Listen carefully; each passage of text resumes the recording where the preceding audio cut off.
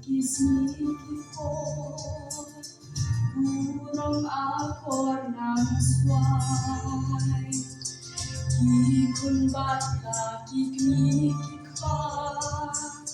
Jenya dela ng tiyay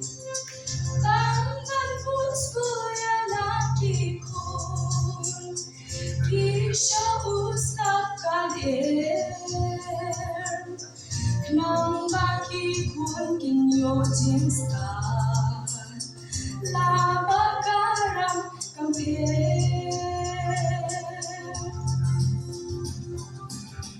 Hirap berkat pansuk bansay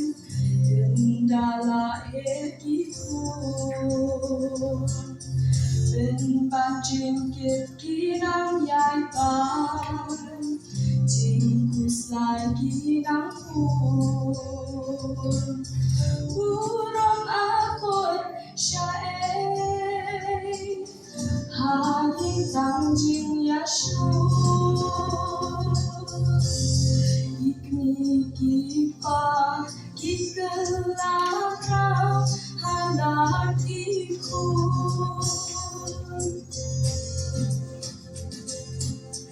Kidong pas ngolek rai Banyat bata ime Ladang kena malu batu En kim mau Tangban pinkmennya lagi lo Kikun kikam smobhan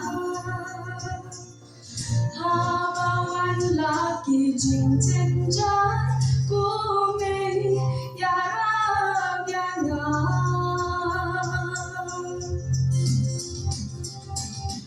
Ginang berkat bansuk bansay Endala ekikun Ben jingkit ginang yaipan Jingkus lagi nampun Burong akor syair Hangin tangjing yasyur Kiknikipa kikelakram halakikun